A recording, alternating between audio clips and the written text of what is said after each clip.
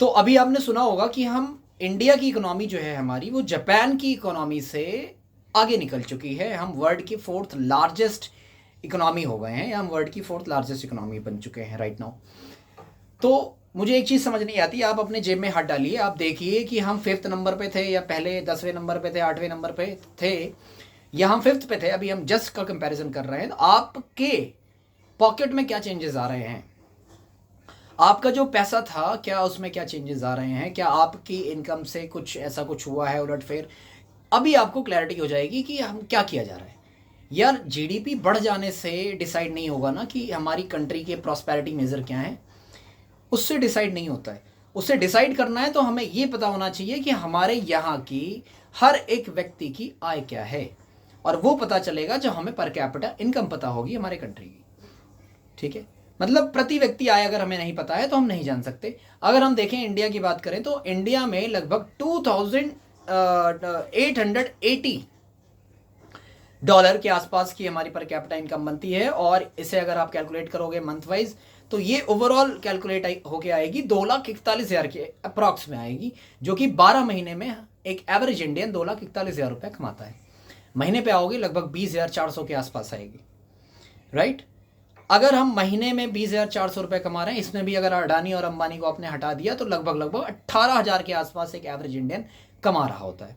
और आप कंपैरिजन कर रहे हो किससे? जापान के इकोनॉमी से, राइट। ओवरऑल गुड है, हम 4th लार्जेस्ट इकोनॉमी बन चुके हैं, बहुत अच्छी बात है, बहुत सारे लोग और भी खुश हो चुके होंगे।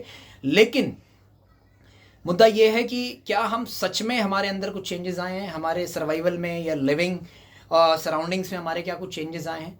अगर आए हैं तो बेटर है, नहीं आए हैं तो हमें सोचना चाहिए कि क्या जीडीपी बढ़ा देने से मात्र सारी चीज़ें हो जाएंगी सही। हमारी इकोनॉमी आपने देखा, मैंने आपको बताया कि 12 महीने में एक एवरेज इंडियन 2,40,000 के आसपास कमाता है, जो कि महीने का 20,400 के आसपास अप्रॉक्स मैं डेटा दे रहा हूँ। और अगर अडानी अंबानी को हटाएंगे तो 18,000 के अप्रॉक्स बन रहा होगा। और वहीं पे अगर आप जापान की इकोनॉमी देखोगे लगभग 33,980 के आसपास की इकोनॉमी है, और वहाँ पे जितना हमारा एवरेज इंडियन पूरे 12 महीने में कमा रहा है इंडियन करेंसी के हिसाब से, जापान का एक एवरेज पर्सन एक महीने में कमाता है। कहाँ कंपैरिजन है यार? अरे जीडीपी से हमारी चीज़ें मेज़र नहीं होंगी ना, हमारी कंट्री की प्रॉस्पेरिटी जीडीपी से नहीं मेज़र होंगी, हमें पैरेलल लेके चलना पड़ेगा। अगर हमें हमारी कंट्री की प्रॉस्पेरिटी को मेज़र करना है तो the first basic thing is कि हमें पैरेलल लेके चलना पड़ेगा। जीडीपी और पर कैपिटा इनकम क्या है? अगर हमारे अंदर चेंजेस नहीं आ रहे हैं तो हम जीडीपी बढ़ा के भी क्या कर लेंगे? हम इंडिया वाले, हम अगर देखोगे पासपोर्ट रैंक हमारी बहुत नीचे है, हम 79th नंबर पे आते हैं, 79th रैंक है हमारी, वहीं पे जापान की 2nd रैंक है।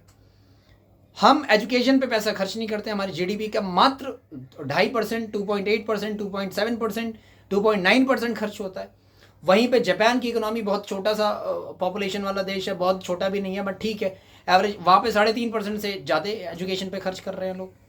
तो ओवरऑल ये सब हमें जानना ज़रूरी है। हम सिर्फ मीम ना देखें, हम सिर्फ वो स्टोरीज़ ना देखें कि हम खुश ना हों बहुत ज़्यादा।